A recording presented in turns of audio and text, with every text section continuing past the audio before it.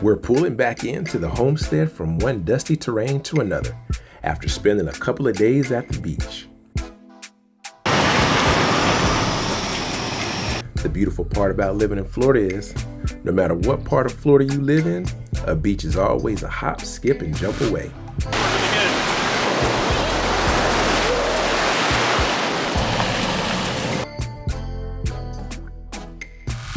The month of May has already brought us more rain than it has the entire year so far. All right, we got the 4x4 on. Let's see if we can get up out of here. What? That's the big thing. No, I moved it to you, I thought. It's big. It has a little. Nature's rain is always good for a garden.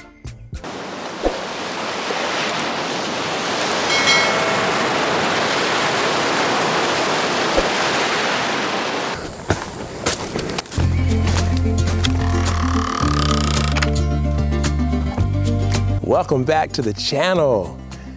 Whew. You ever go on vacation and you had such a great time? Like it was just peaceful, relaxing, like everything was just pure bliss, like everything was just 360 degrees, just in full effect, just fabulous. And when you get back from that vacation and like days later, you still like in la la land, you just like, whew, just walking around and those are good vacations when you come back feeling like that, like, okay, everything is like, you just had a really cool, chill, fun time. The vibes was right, everything was good. Yes. Do y'all remember when we planted this lettuce? Look at these things. They are just green.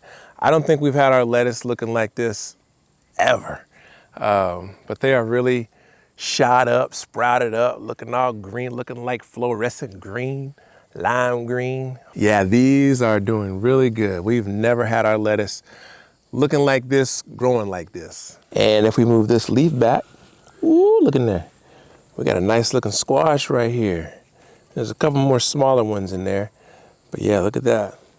Nice little squash. And then over here, we got some tomato plants. They are just booming. They are just growing. And we already had one of these tomato plants like flop over because it's getting really tall. So we got to do something, and we got to do something ASAP with these so these tomato plants don't start falling over. Now we could get tomato cages for these, but those things are like $3, $4 and up. And if we was to times out by, I mean, there's probably 20 to 30 tomato plants in here. We're not going to do that. So in years past, we've tried to do the string method. We did it like one time. I don't think we did it right, so we're gonna try again, and we're going to string these up. We do have a few hooks in the center of this, but we need to add some hooks over here, and a few more hooks over there.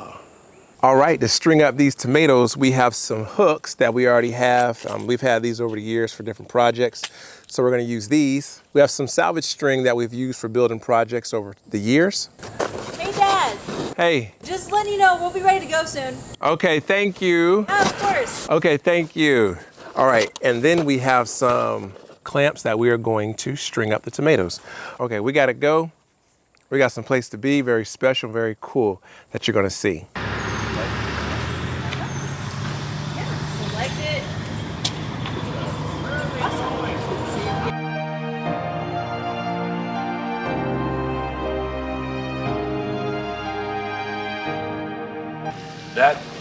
That's a pledge your license, but that's what a pilot's license looks like. Okay. There's nothing, no picture on it. Yeah. Just towards the end of the 90s, 2000s, they got what was called level D sims, where they had high definition displays. The sims went into motion and everything. Because I'm not sure what like Delta or American or what they cost per flight hour, but we're roughly $10,000 per flight hour. That's not including fuel. We homeschool our kids, and today we are homeschooling at an airport. And it's, to get issue rate is crazy. They put these things called Okay. Right. Very cool. Let's see an airplane. All right, come on.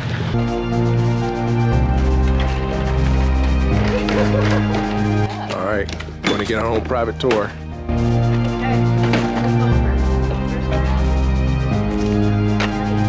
So we have 2 bunks in here because we usually fly with a crew of 11 people. So we'll have 3 pilots, 2 flight engineers, and then our back-end guys that do all the sensor operators. Okay. There's 2 pilots, 1 flight engineer always flying, and then you always have one flight engineer and 1 pilot off duty, taking a nap back here resting, because we'll do missions up to 11 to 13 hours. So you'll always have one crew member that loves to cook, and you'll take up the collection, like everybody throwing $5.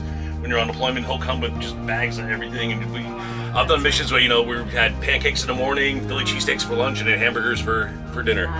We lived in an RV for a little while, so I'm thinking this is taking all that motion into consideration, like keeping things where they need to stay. In the Navy, one of the nicknames for this plane was the War Winnebago. The War Winnebago. Yeah. I love it. Okay. So moving forward to this little door on your right here is our bathroom on the aircraft. Oh, wow. That's the wee bucket, and then the number 2 bucket's down there. Wow. If you do a number 2 on the plane, that's like bad. That's bad. Oh yeah. Oh. You owe the whole crew a case of beer if you do that. That's nobody goes boo-boo on the airplane. Oh my gosh. All right, so moving up here, this would be our tactical coordinator. This is the guy that does all the mission. He's responsible for the mission part of the flight. Okay. So any kind of if we're looking for submarines, if we're doing overland stuff, or we're looking for targets on land, he's running the whole show right here. Okay. Me as flight engineer, I operate everything here, everything up here, and everything back here. Wow. There's so many. And literally on modern aircraft, it's not nearly as complicated as this, because everything's has been replaced by a little box that does everything automatically. Wow. That's so cool. So that's like the handle. Yep, so those are your throttles right there. There's one for each engine. Those yellow handles up there, those are called emergency shutdown handles. So if there's an engine fire or something happens, if there's an emergency, we just pull that completely shuts the engine down and feathers the propeller, takes it out of the picture. So cuts all fuel and air and oil and everything, so nothing can keep the fire going. Very cool. Okay. We're going to that one right there, 27. I think that one was like a 1963 or 64. Wow. Oh, so that one's identify the types of airfields, airports, control, airspace. Thrust is what makes you go forward. So whether that's with a propeller or a jet, a turbofan or a turbojet engine, it doesn't matter. It's the same thing. It's pushing the aircraft forward. So with a jet engine, so air comes in a jet engine. You basically just real simple. You squeeze that air to compress it. You mix it with fuel, and then you have a little spark. It's kind of the same thing as a car engine, essentially. Creates a fire. That fire creates rapidly expanding gases. Those rapidly expanding gases have to go somewhere, so they're pushed out the back of the engine. As they're pushed out the back of the engine, it spins what's called the turbine. The turbine's what drives the compressor, which pulls more air in, and then the air that's blasted out past the turbine is what's creating that thrust. When you're sitting on a commercial airline, you look in that intake of that engine, that first thing you see, that's the first stage of the fan. That's what's creating the thrust.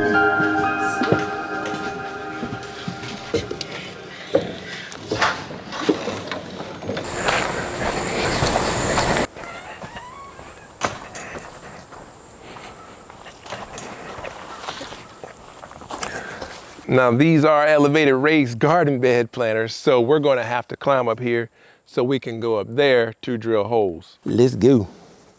Let's see if we can get some good footing here without stepping on the plants. Well, all right, y'all. All right, let's see if we can drill some holes. Okay, there we go.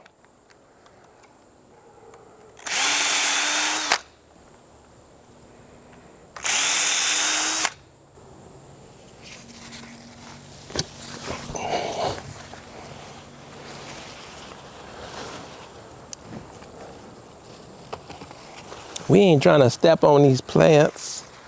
We not trying to step on these plants. Yo!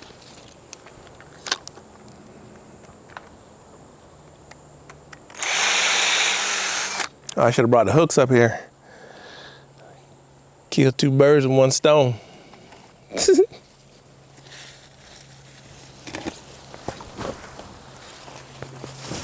And we'll drill some here.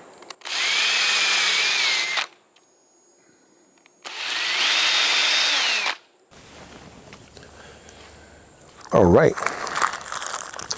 And we'll get these hooks. Get some of these eye hooks. We'll get some of these hooks screwed in. Where we'll slip the string through.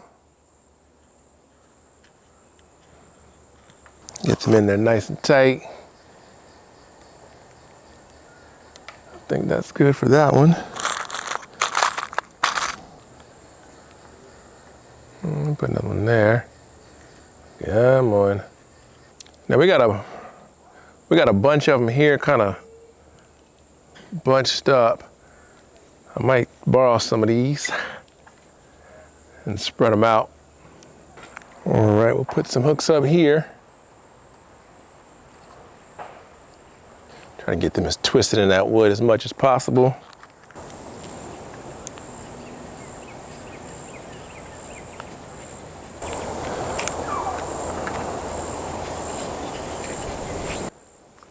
Hey, CC.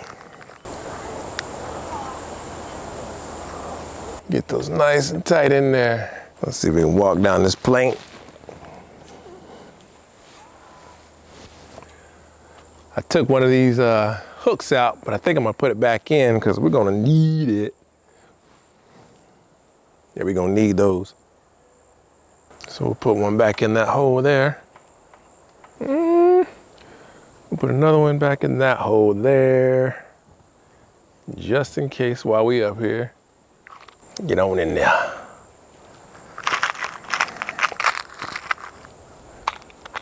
think we're good. I think we're good. Now, we don't have any stakes, so what we're doing is using these hooks, and we're putting them right here on the side of this raised planter bed. If that is wrong to do, please drop a comment in the comment section. But again, we do not have any stakes, but we're gonna put this hook right here. Then we'll attach the tomato plant to the string up there.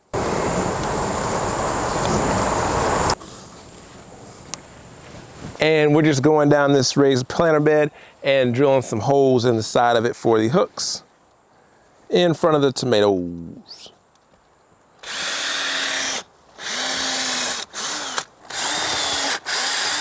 I think those are good. We've already strung those up.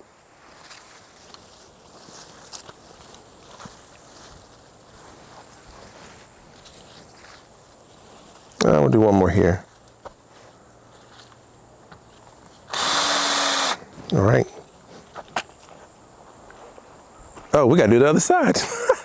These tomato plants over here were planted later than those over there. That's why they're shorter. I'm just gonna drill a couple of holes. Get some hooks in here. On the first tomato plant that I did, I used the knife, but it was fraying this string. So we're gonna use these rusty scissors to see if that'll do a little bit of better job. How are you? I'm good, how are you? Oh, good. I saw you with that gas can. Yes, I think Mom had it in her car. She asked me to put it over there. She's staying ready with the gas can? Yeah, I guess it was Sean's. She had it filled for some reason. I don't really know. She told me, but I couldn't really understand. Oh, okay. But yeah, how was your day? Oh, good. How about you? It was good, thank you, very good. Aw. Good. Yes, about to go work out. Okay. Yeah. All right. Whoa. I'll set those scissors right there. Ooh, okay. This is an open hook, so we shouldn't have a problem getting that on there. Tie a little knot. Hook it to this right there.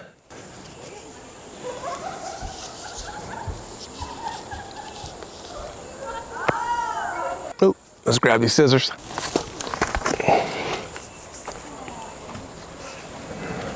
Even tight, which is not that tight, this line has a lot of play in it. It seems like it doesn't really matter if it's here or 4 inches over here, because this line, you know, will probably sway in the wind, or it'll probably sway with the plants. So, but yeah, so I think we're gonna keep it hooked there, and then we'll attach the tomato plants to the string here.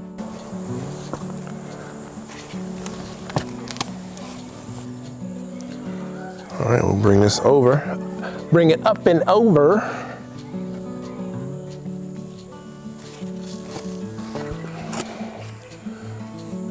It's like Twister.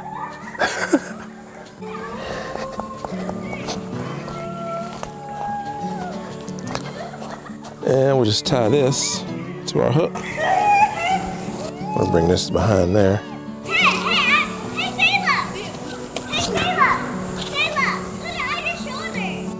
right, we're gonna place this clamp right here.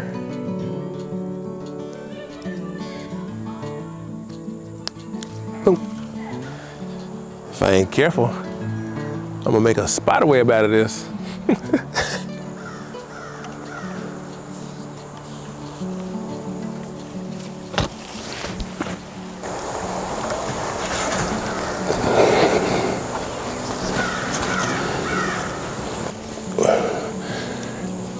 To all of you who have done this before, you are stinking awesome. You can get really tangled doing this. I feel like I'm like weaving, doing some sewing or something. All right, let's see, we're going in and out. There we go. How's it going? Are they cooking up good?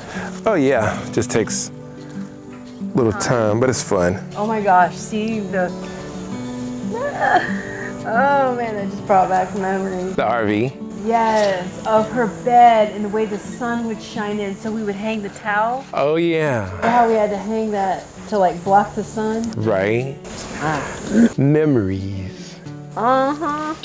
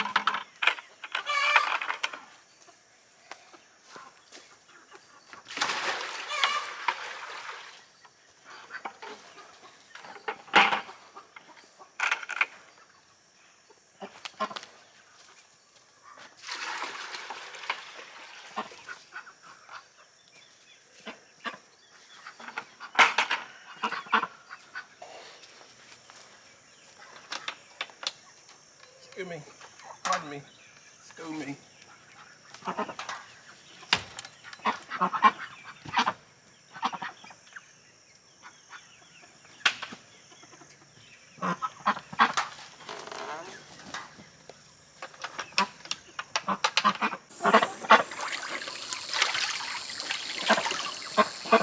Okay, we were able to get all the tomato plants strung up. They are standing up, they are standing tall.